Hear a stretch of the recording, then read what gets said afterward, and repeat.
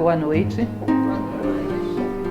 Eu não sei se alguns de vocês têm vindo em todos os cursos, já estamos no terceiro. Quem está vindo pela primeira vez, seja muito bem-vindo. A intenção dessa sequência, além de ser evidentemente um trabalho beneficente, voltado para nos ajudar com as nossas obras sociais, mas a ideia é fazer com que a gente conheça as nossas ferramentas. Todos nós sabemos que a crise que vivemos é uma crise de valores. Alguém tem dúvida disso? Todo mundo fala sobre a crise do momento em que vivemos. É crise de quê? Falta de recursos materiais? Falta de quê? Falta de valores. Sabemos que todas as faltas no plano material são reflexos das faltas no plano sutil. Aqueles que têm hábito de assistir minhas palestras no YouTube, sempre cito esse exemplo. Só o tolo acredita que as causas da miséria física estão no plano físico. As causas da miséria física sempre estiveram, sempre estarão no plano psicológico, moral e espiritual do homem. Ou seja, a fome não é falta de alimento, é falta de fraternidade. A pobreza não é falta de bens materiais, é falta de integridade, de honestidade. Aquilo que realmente nos falta são valores. Portanto, essa é uma ideia antiga que se juntou de uma maneira muito feliz com essa intenção, porque o trabalho que fazemos com as crianças no nosso projeto social é exatamente um trabalho de formação em valores. Aliás, o nosso programa de filosofia é também uma formação em valores. Aí eu resolvi dissecar esses valores. Não tem muito como a gente saber se a gente tem ou não tem valores se a gente não sabe o que eles são. E, em geral, não sabemos o que eles são. É alguma coisa que talvez pareça um pouco surpreendente para vocês, mas isso é uma constatação de 30 anos como professora. Nós não sabemos nem o que nós andamos pensando durante um dia, que dirá quais são os valores que a gente tem e o que a gente não tem. Nosso nível de autoconhecimento é assustadoramente baixo. Isso eu garanto para vocês. A filosofia vai paulatinamente tirando os véus que existem entre nós, o rosto e o espelho, para que a gente possa perceber um pouco das ferramentas que tem, daquelas que poderia ter utilizado, das que não utilizou. Então você diz, o mundo carece de honestidade. O que é honestidade? Vamos tratar disso na semana que vem. O mundo carece de justiça. O que é justiça? Bem recentemente fazia uma palestra que achei muito interessante, uma experiência muito boa que tive. Há uma formação de juízes recém-formados, recém-aprovados em concurso público, me chamaram para fazer uma palestra filosófica sobre justiça, porque do ponto de vista do direito eles já sabiam demais. E eu achei curioso como, do ponto de vista da filosofia, os conceitos básicos de justiça para a filosofia eram novidades para eles. Achei isso bem curioso, bem interessante. Ou seja, nós estamos tentando descobrir as ferramentas que temos, ou que poderíamos ter, ou a sombra delas, que é o defeito, é o vício. Defeito vem de defecto, vazio, vácuo. Ou seja, todo vício, todo defeito é um vazio de uma virtude, é a sombra de uma virtude. Aquela sombra que ainda não foi ocupada, não porque você não a tenha, mas porque não está consciente dela, não sabe procurá-la dentro de si. A minha intenção nesse ciclo, que eu espero que vocês acompanhem durante todo o ano, é fazer uma cobertura daquilo que, para o ponto de vista da filosofia tradicional, o mundo platônico, o mundo clássico, eram as principais ferramentas de trabalho de alguém que possa dizer com toda honestidade para si próprio: eu sou um ser humano. As ferramentas de trabalho básicas, assim como você pode dizer, o que é um automóvel? Bom, independente do modelo, tem 4 rodas, tem um volante, tem uma capacidade, uma carroceria, um assento, capacidade de desenvolver alguma velocidade de deslocar de um lugar para outro. Isso é um automóvel, né? Pelas vossas obras vos conhecerei. Quais são as obras que dão a conhecer um homem? As obras que ele constrói, não através de suas rodas, nem volante, nem carroceria, mas através dos seus valores. Porque aquilo que ele faz, que não é dotado de valores, não é uma obra humana, é uma obra de um animal que ainda não se humanizou. Um animal que tem dentro de si o humano em potencial, mas um potencial não realizado. Então entendam bem, gente, eu gostaria de deixar claro para vocês de onde nasceu esse projeto e o que ele significa. Esse é um projeto de construir o quebra-cabeças de si próprio, conhecendo cada peça, uma de cada vez. É um processo de humanização. O que eu trago aqui para vocês é uma síntese de algo que a gente trabalha dentro do curso de filosofia, evidentemente, porque tudo é extraído da filosofia, mas de uma maneira condensada, de tal forma que você possa sentar na frente de um espelho e perguntar: eu tenho fraternidade? Agora que eu já sei mais ou menos o que é. Hoje eu ainda fiz uma maldade com vocês, bem maldosa mesmo. Espero que vocês não fiquem magoados comigo. Que é o seguinte: como a gente vai falar da fraternidade e a sua sombra, que é o egoísmo, é o pior bicho-papão que vocês vão encontrar nesse ano, é essa sombra de hoje. O egoísmo é o maior dos males. Eu fiz um pequeno questionário, que não vou distribuir agora, só vou distribuir depois do intervalo, para ninguém ficar traumatizado, que é para vocês dobrarem, levarem bonitinho para casa e fazerem para si próprios diante do espelho, para perceberem o quão egoístas são. Que olha, eu agora já avisei, não vale mais, mas eu dentro de sala de aula, quando pego um grupo de alunos, às vezes um grupo grande, pergunto para eles: vocês são egoístas? Não, de jeito nenhum. Imagina, eu egoísta? Eu acho extraordinário, porque uma amostragem de 30 alunos não tem um egoísta, isso é quase que milagroso. Aí você começa a fazer perguntas: isso eu faço. Isso, também faço. Isso, o outro, bastante frequentemente faço. Bom, pelo amor de Deus, então o que você pensa que é ser egoísta? O quê? Percebem que a gente trabalha com coisas impalpáveis? Bom, é capaz de eu perguntar para uma pessoa como é que é construído um raio laser, uma bomba atômica, e ela saber descrever melhor para mim do que descrever como é feito um ser humano. Vocês não acham, não? É capaz de uma pessoa mediana, com uma cultura geral mediana, saber me descrever melhor uma bomba de hidrogênio do que um ser humano. Mais ou menos o processo, como funciona, como explode, os danos que causa. E o ser humano? Como assim? A ausência de tal elemento, a presença da sombra desse elemento em tal dose explode. E causa que tipo de estrago? Cadê esses estragos na sociedade? Alguém sabe? Nós vamos falar sobre isso hoje, por exemplo. Qual é a deficiência que faz com que os seres humanos achem irrelevante a queima de um museu e de um templo? Que tipo de deficiência gera esse tipo de indiferença? É como um bolo. Hoje é muito raro, sem falsas vaidades, mas eu tenho que dizer isso para vocês. Hoje é muito raro conhecer pessoas que têm aquela sensibilidade para a culinária do tempo das nossas avós, do tempo das nossas mães. Hoje tem alguns chefes de cozinha, mas naquela época todo mundo tinha isso. Minha mãe, você dava para ela um alimento, ela sabia te dizer o que tinha sido colocado de mais e o que tinha sido colocado de menos, por muito complexo que fosse. Isso levou um ovo a mais. Aí ficou desse jeito. Gente, aquilo para mim era um negócio fora do comum, eu não tinha nem percebido que tinha ovo ali. E ela sabia dizer, ficou nesse estado porque levou um ovo a mais. Sabia reconhecer esse gosto no meio de uma comida qualquer. Levou uma pitada a mais de pimenta do que deveria. Tenha santa paciência, vamos e venhamos. Isso é um negócio paranormal para mim, que eu não percebo absolutamente nada. Mas imaginem você começar a olhar para a sociedade com um desenvolvimento, um depurar do conhecimento do ser humano e dizer: esse problema social é porque esse ingrediente está sobrando ou está faltando. Esses ingredientes são os valores humanos. E dá para a gente desenvolver esse nível de conhecimento que você olha para as coisas e diga: isso aí é excesso de tal coisa, ou é falta de tal outra. Como um bom cozinheiro, é possível saber os ingredientes da condição humana e saber dosá-los, e identificar o seu excesso ou a sua carência. E hoje, com certeza, sem exageros, nós estamos trabalhando com um dos mais importantes, um dos principais ingredientes da vida, que é a fraternidade. E vamos explicar por que eu estou falando isso.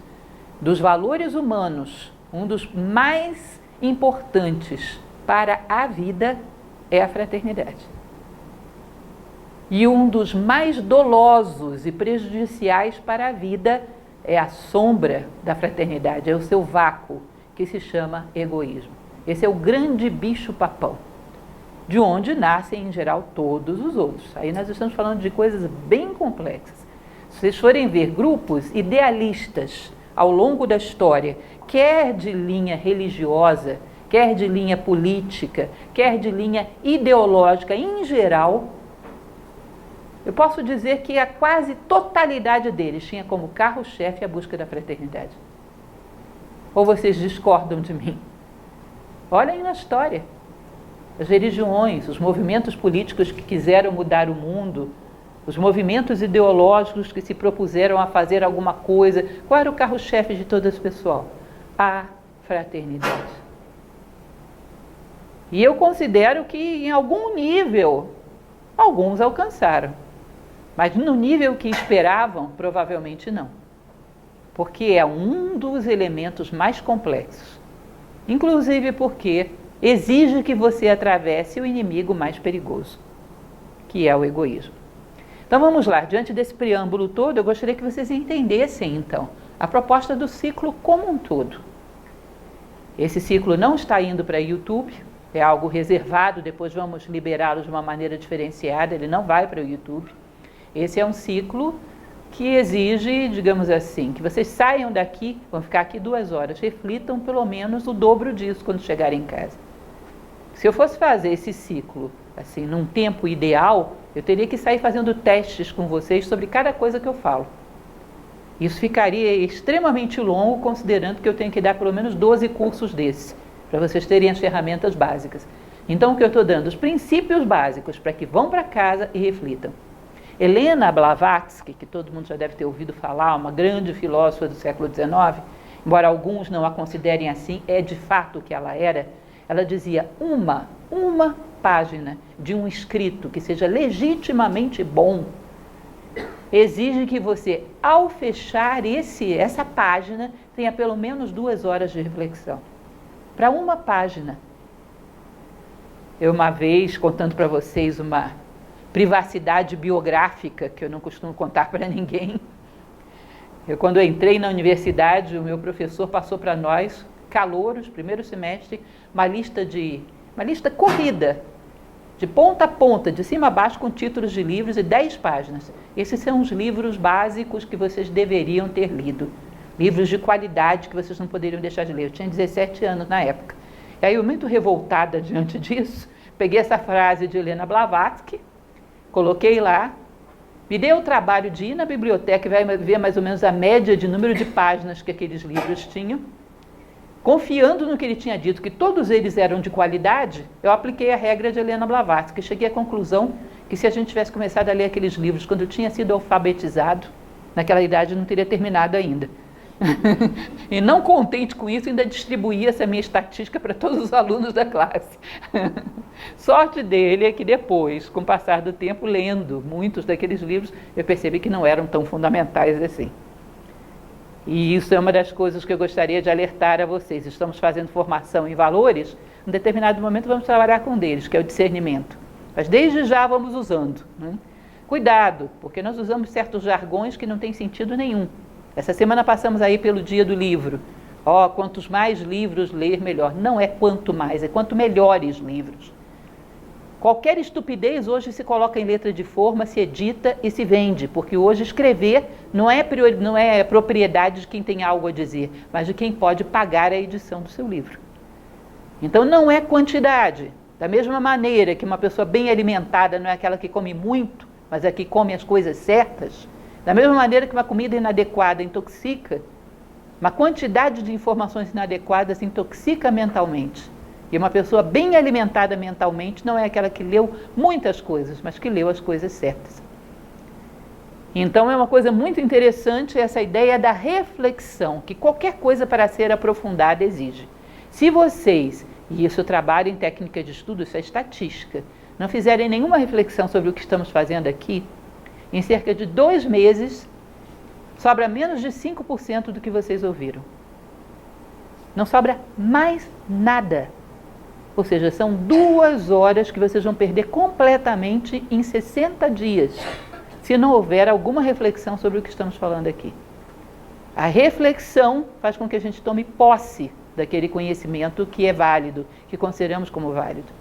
Mais uma vez, uso uma frase do nosso fundador, professor Jorge Ângelo Livraga, que ele dizia: o homem não vive daquilo que ele come, ele vive daquilo que ele assimila.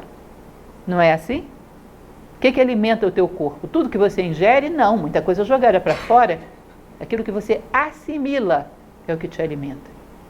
E eu espero então que desse ciclo, para mim está sendo uma experiência muito bonita fazer isso, um projeto antigo, eu espero que desse ciclo possa ficar mais do que 5% assimilado. Vocês possam refletir sobre isso. Por isso eu comecei a fazer questionáriozinhos, para atormentá-los pela calada da noite, para perceberem o quanto de fato temos de egoísmo, mas também perceberem o quanto de fato temos de fraternidade, em potencial. Então vamos lá. Gosto de começar por etimologia. Todo mundo já me conhece. Uma coisa que eu gosto demais é ter um bendito dicionário de indo-europeu, que eu tive que fazer um trabalho tremendo para achar, porque na língua portuguesa não tinha absolutamente nada que prestasse, então fui atrás do espanhol e comprei um dicionário muito bom para quem tem interesse nisso, de uma autora chamada Bárbara Pastor, em espanhol, que é um dicionário indo-europeu da língua espanhola, mas serve bem para português, inclusive porque a gente não tem muitos recursos. Nessa área em português somos meio pobres. A etimologia, gente, significa houve uma necessidade que trouxe uma palavra ao mundo. Eu quero voltar a entender essa necessidade, porque o que hoje essa palavra encobre já não significa nada, às vezes não tem nada a ver com o que ela encobria lá no início. Hoje o que essa palavra expressa, às vezes já não significa nada do que ela expressava no início. Às vezes não significa nada do que ninguém expressou em lugar nenhum, simplesmente não significa mais nada. E uma das coisas que foi muito mal explorada foi essa expressão, irmão. Todo mundo é irmão, mas na prática ninguém é irmão. Na hora que pega fogo, quem é irmão? No dia a dia, irmão é meu irmão, é isso aí, meu irmão. Mas na prática, quem de fato consideramos como irmão? Fraternidade, claro, vem de frater, de frère, que significava irmãos. Originalmente, no proto-indo-europeu, no indo-europeu vem então de brater, que significava, vejam só que coisa interessante, aqueles que vieram de uma mesma fonte. Esses eram os brater. Agora interprete você essa fonte como você quiser. Vocês percebem que aí tem um monte de outros desdobramentos que podem ser tirados? Aqueles que vieram de uma mesma fonte, no nosso momento histórico a gente só interpreta a fonte física, e assim mesmo cheia de restrições. Eu não poderia interpretar que a fonte física de onde eu vim é o Sol e a Terra? Não foram os dois que deram o meu corpo, que deram a minha vida, que me mantém até hoje? Mas eu não ligo para isso, porque senão eu teria que considerar que eu estou fazendo um matricídio, atentando contra a minha mãe do jeito que eu atento. Não faria o que eu faço. Então eu esqueci do meu grau de parentesco com o Sol e a Terra. Eu pego coisas mais próximas, que é o grau de parentesco sanguíneo, que é simplesmente pai e mãe físicos. Vejam só, porque o grau de parentesco sanguíneo, até isso foi encurtado à beça. No passado, havia todas aquelas linhas de matriarcado, patriarcado, onde todo mundo se considerava filho de um patriarca ou de uma matriarca que ficava lá atrás. Hoje ninguém lembra mais de patriarca nem matriarca que fica lá atrás. Se você me perguntar, esses dias eu estava conversando com meu irmão, que tem uma memória excepcional, e ele me perguntava, você sabe o nome dos nossos bisavós? Eu olhei para a cara dele e não faço a mínima ideia. Bom, bisavós é só quarta geração. Não faço a mínima ideia. Ele sabe, por incrível que pareça. Não é comum saber. Então a gente vai até a avós e olhe lá. Em geral se fixa mais em pai e mãe. O que é laço sanguíneo? O que é ligação sanguínea? É DNA? Porque se for DNA, olha, a gente ia ter que estender muito esse número. Talvez a milhões de pessoas, já vamos ver isso. Então não é nem DNA, é uma combinação curiosa de DNA com convivência. Então é meu pai e minha mãe físicos com os quais eu convivi. Esses são considerados as minhas fontes físicas e próximas, bem rasteiras. Então é uma coisa curiosa, porque você às vezes tem pouco contato com um irmão físico. Vivem cada um numa cidade. Mas se ele passa por uma conjuntura difícil, sei lá, passa por uma dificuldade com a justiça, ou com um problema de saúde sério, opa, isso é responsabilidade minha. Isso é problema meu. Deixa eu ir lá ajudar. Não posso deixar de ajudar. É meu irmão.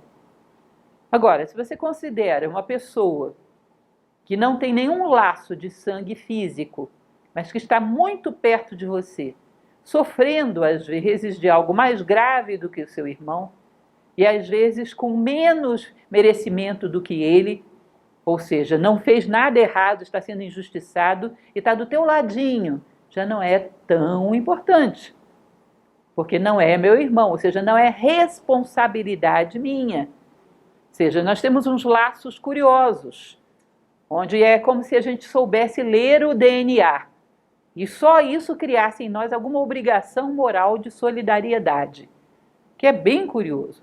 E se um belo dia você descobrir que esse seu irmão é adotivo, ou você é adotivo? Uma convivência tem pouca, o DNA não coincide, e aí, como é que fica? E às vezes é interessante, claro que há exceções, mas às vezes aquelas pessoas que estão à sua volta, que a gente conta como amigos, conta como uma segunda família, quando temos uma dificuldade, todo mundo empurra você para a tua família. Vai lá que eles arcam com as despesas do hospital, eles resolvem os seus problemas. Ou seja, no fundo, quando as coisas ficam realmente feias, é só essa família física que se responsabiliza, que paga o preço. Ou seja, existe algum laço de responsabilidade que a gente prendeu na única coisa que a gente vê, que é o biológico próximo. Não é engraçado isso? Bem curioso. Por que isso gera em nós uma amarra moral? Que não é má, é um começo. Mas deveria começar daí e se estender mais. Vocês sabem o que Platão falava em relação a isso? Que isso dá uma confusão tremenda num livro chamado A República, que é um dos melhores diálogos de Platão. Ele diz que os guardiões, os homens mais virtuosos da sua cidade ideal, todos eles, quando tivessem filhos, essas crianças seriam pegas e emboladas entre si. De tal maneira que imagina, você e o seu esposo acabaram de ter um filho. Aí você chega e pergunta, e aí, é homem ou mulher? É o seguinte, 35 homens e 42 mulheres. Oh, que lindinhos, todos filhos meus. Você nunca vai saber quem daqueles 35 homens e 42 mulheres são teu filho. Aí o que você vai ter que fazer? Amar a todos. Chega um determinado momento que com essa receita platônica, passou uma terceira geração dentro da cidade, todo mundo é parente de todo mundo. Aí ele diz, se você estiver numa dificuldade, quem é que vai te socorrer melhor? Se tem um estranho do lado ou se tem um primo, um tio, um pai, uma mãe, um irmão? Ah, se tem um primo, um tio. Então faz todo mundo ser teu primo e teu tio. Ele diz, as relações de parentesco são boas, só são limitadas. A gente tem que dar um jeito de fazer a humanidade entender que todo mundo é parente de todo mundo. Aí ele fazia esse pequeno processo. Simplesmente pegava os filhos e misturava todos. E ele dizia uma coisa, gente, que é totalmente verdadeira. Digamos que você teve um filho, eu embolei e você ficou com 35 meninos e 42 meninas. Depois de 10 anos, tendo esses 35 meninos e 42 meninas como os teus filhos, você ainda tem interesse de saber qual deles é realmente teu filho? Faz alguma diferença? Porque aí os fatores humanos entraram em cena. E os fatores biológicos se reduziram a quase nada. Depois de 10 anos, ninguém mais quer saber. O interesse se reduz a quase nada. Não é curioso isso? Então era um recurso psicológico que ele usava para quebrar uma trava, para que o biológico fosse um ponto de partida. Porque a princípio, ignorantes, sem ver nada a não ser os nossos laços sanguíneos, nós gostamos de quem está sanguineamente ligado a nós. Mas depois que nós despertamos em outros planos, esses laços deveriam se expandir. E se não se expandem, aquilo que num determinado momento nos protegeu, acaba nos enlaçando e nos prendendo, nos aprisionando. Vocês percebem isso? Está vindo uma grande crise econômica aí. O que é que a gente pensa? Ih, meu primo que está desempregado, coitadinho. Agora que ele não arruma emprego mais. Mas tem 500 pais de família passando fome com seus filhos. Ah, mas nenhum deles é meu primo. Interessa o meu primo. Está vindo uma doença aí, uma gripe. Ih, o meu irmão que tem imunidade baixa. Bom, está cheio de criança por aí. Tem probabilidade de sofrer mais do que o seu irmão. Mas não são meus irmãos. Não é problema meu. Percebem que isso já é um lado mórbido desses laços? Esses laços já não estão mais te ligando, estão começando a te amarrar. de limitar. Eles deveriam ser um ponto de partida, mas não um limite. Aos poucos eles deveriam sendo estendidos e enlaçando outras pessoas, até enlaçarem toda a humanidade, que essa é de fato a nossa família. Eu já vejo um projeto Genoma, gente, que mapeou o genoma da humanidade. Bom, tem detalhes para lá, detalhes para cá, mas a coincidência é de quantos por cento? Mais de 90%, em todos os seres vivos que estão no planeta hoje. Uns vêm, tem traços daquele Cro-Magnon, outros têm mais traço de denisoviano. Agora está um monte de humanoides sendo descobertos, né? Florencienses, aí um tem 3% de não sei o quê. Tá bom, mas mais de 90%, idêntico. Ou seja, é laço de sangue. Sabe quantos tem o DNA parecidinho com o teu? 7 bilhões. Existe um site, um dos muitos, né, que hoje fazem esse trabalho, que eu peguei carona numa tabela deles, que é uma tabela bem simplória, mas só para vocês terem ideia. É um site de genealogia, eles fizeram uma projeção, uma progressão geométrica com o fator 2. Ou seja, eles estão fazendo uma coisa muito simplória. Porque tem muitas famílias ao longo da história que tiveram muito mais filhos do que essa progressão 2 que eles colocam. Recentemente se fez uma pesquisa nos Estados Unidos, não sei se vocês souberam isso, um projeto da área médica, onde eles queriam saber a influência genética sobre a propagação de doenças modernas. Eles pegaram um grupo norte-americano e fizeram uma árvore genealógica muito bem feita, com 10 gerações. Só 10. Deu mais de 10 milhões de seres humanos, com 10 gerações. Ou seja, de repente, um norte-americano típico descobriu que tem parentes na Indonésia, na África, no Japão e no Alasca. Só isso. 10 milhões em 10 gerações. Por isso que eu digo para vocês que essa tabela está bem precária, só para ter uma ideia. Que eles fizeram usando só o fator 2, ou seja, cada geração só se duplica.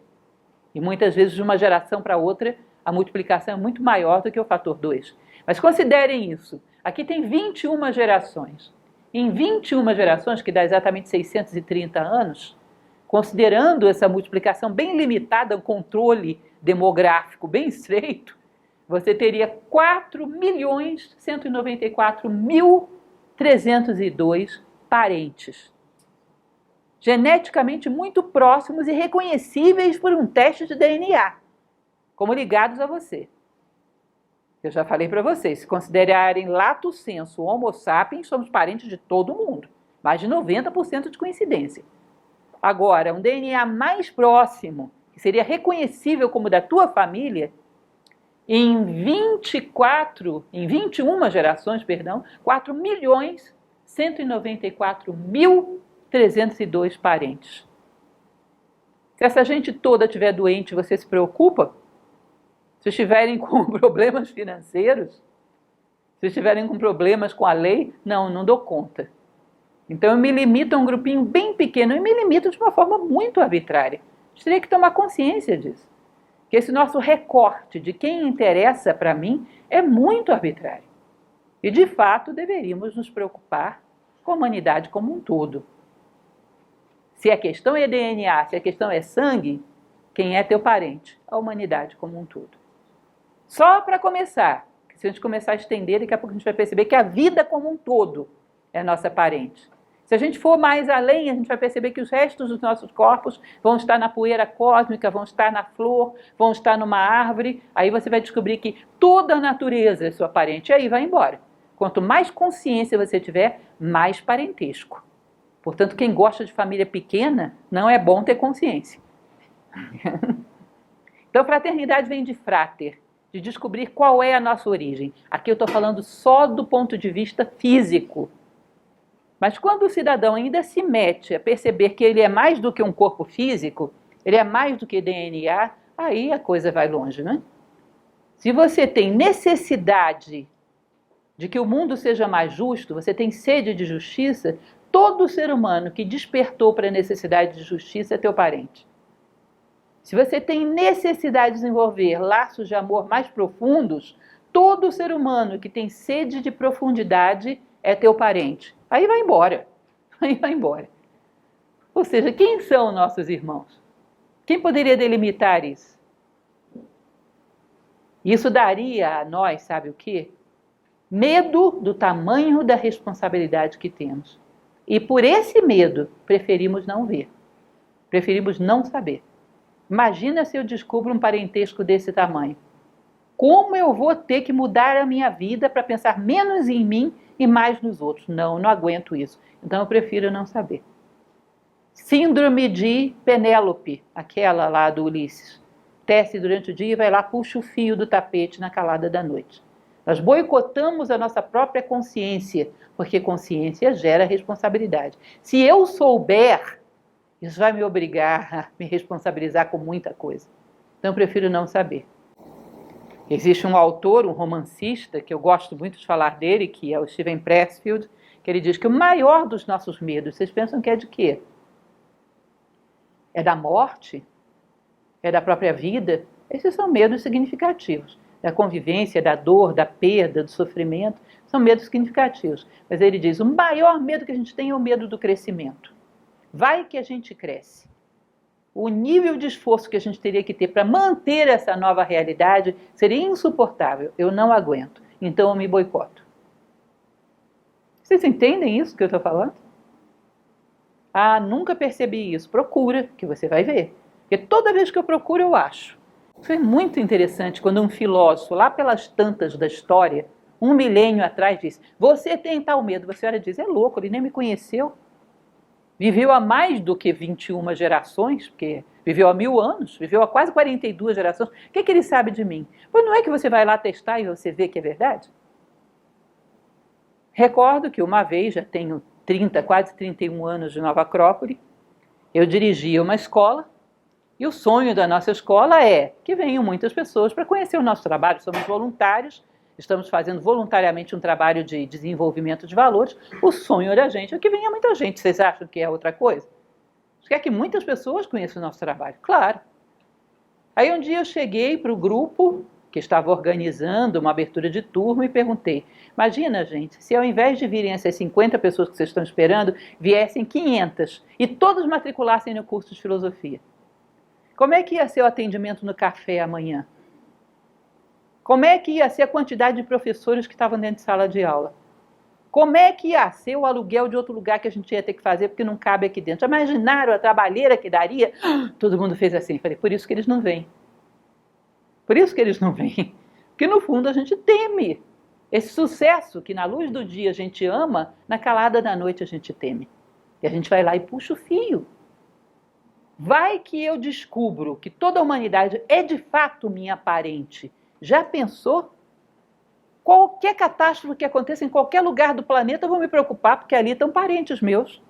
Quando eram estranhos, eu não estava nem aí. Catástrofe no Sri Lanka, sei lá, não sei nem onde isso fica no mapa, problema deles, não tenho nada a ver com isso. Agora que eu sei que são meus parentes, eu vou passar a noite em claro pensando em como está o pessoal do Sri Lanka. Não aguento, não vou dormir nunca mais. Então eu prefiro não saber. Muitos anos atrás, essas histórias eu conto para vocês porque fazem parte da minha história, da história de Nova Acrópole, e são interessantes para a gente refletir. Muitos anos atrás houve uma catástrofe, um terremoto muito grande no Chile, isso, sei lá, 2 décadas. E nós fizemos uma pequena banquinha, fizemos um acordo com a Cruz Vermelha, fizemos uma banquinha nos shoppings, recolhendo donativos para mandar pela Cruz Vermelha para lá. E eu estava numa dessas banquinhas, num desses shoppings de Brasília que existem até hoje. De repente, me veio um senhor alteradíssimo e me deu uma bronca tremenda, porque eu estava recolhendo donativos para chilenos enquanto tinha gente passando fome no Brasil. O fato de que um faminto fosse chileno fazia dele uma criatura que não tinha nada a ver comigo. Um faminto brasileiro era de outra natureza. Eu tinha que me preocupar com famintos, contanto que eles me apresentassem um passaporte. Simplesmente famintos não era para eu estar me preocupando. Não é curioso isso? Faminto sem passaporte não é problema meu. Ou seja, nacionalidade, sexo, condição social, uma série de requisitos para que você seja fraterno. Por quê? Porque isso limita o meu universo e dá menos trabalho. Porque no fundo eu sei que todos esses requisitos são uma espécie de cinismo. Porque todo ser humano faminto é problema meu. Mas eu não quero me comprometer com um problema desse tamanho. Vocês estão entendendo? Essa palestra é para doer. Se não doer, é porque eu não fiz direito. Então, se não estiver doendo, vocês me avisam que eu reforço a dose. Porque fraternidade é um deserto. Nós precisamos demais de trabalhar com urgência. É uma questão de sobrevivência. Com urgência para recuperar esse valor entre nós. Filosofia é uma reflexão honesta. Isso é muito importante que entendam. Eu vejo as pessoas às vezes escandalizadas, porque estão tirando a filosofia dos colégios, estão tirando a filosofia de não sei onde. O que será de nós sem a filosofia? Eu acho legítima a preocupação das pessoas, mas eu digo para vocês uma coisa: por que sofrer pela perda de uma coisa que a gente nunca teve? Quem que teve filosofia de fato, para estar chorando porque vai perdê-la? Filosofia é você pegar um valor, uma frase de um antigo filósofo, um ensinamento, sentar na frente do espelho e dizer: e aí, rapaz, o que você tem disso? Nada. Por que não tem? Isso não é importante? Isso foi necessário alguma vez na tua vida? Foi nessa. E eu não tinha. O que aconteceu? Fracassei. E o que eu vou fazer a partir de agora? Vou tentar. Como eu vou tentar? A partir de agora, desse momento, vou levantar dessa cadeira e vou fazer o quê? Aí começa a ser filosofia. A gente tem muito disso na sociedade? Ou a gente tem rótulos, memorização de conceitos, títulos? Quanto de verdadeira filosofia a gente tem? Como é que a gente pode perder uma coisa que nunca teve? Meu pai costumava brincar com isso, dizia: as pessoas me dizem que vão perder o juízo. Como? Nunca tiveram. Eu me recordo bastante disso que ele dizia. Como perder uma coisa que nunca se teve? Então, filosofia é uma reflexão honesta. Semana que vem vamos falar sobre honestidade. É você pegar alguma informação e transformá-la em informação, numa discussão séria diante do espelho. Isso é útil para mim porque não tenho. E se eu quero ter, como eu pretendo implementar esse processo? O que eu vou fazer a partir de agora? Portanto, é muito importante que a gente saiba, tenha coragem de saber o quanto somos egoístas. Tenha coragem de saber o quanto a gente nem sabe direito o que é a fraternidade. Essa constatação é terra arrasada, mas é terra verdadeira. Terra arrasada é sólida, dá para você construir alguma coisa em cima dela. Fantasia não. Como diz Pressfield, esse romancista de que falava, é melhor terra arrasada nua do que castelos no ar. Terra arrasada nua tem sustentação para você começar a colocar alicerces e construir alguma coisa real. Eu acho que eu sou. Eu acho que eu sou? Olha para trás e vê as pegadas que você deixou no mundo. Ninguém acha nada. A tua vida tem que ser um reflexo daquilo que você é. Se não tem esse reflexo na tua vida, é porque não tem. E vamos constatar, porque aí é bom. A gente pode começar a construir. Temos terra arrasada, mas sólida. Dá para começar a construir. E qualquer momento onde você chegue a essa conclusão é o momento ideal. Tudo que você viveu te levou até esse momento. Então é um momento glorioso, dolorido sim, mas glorioso.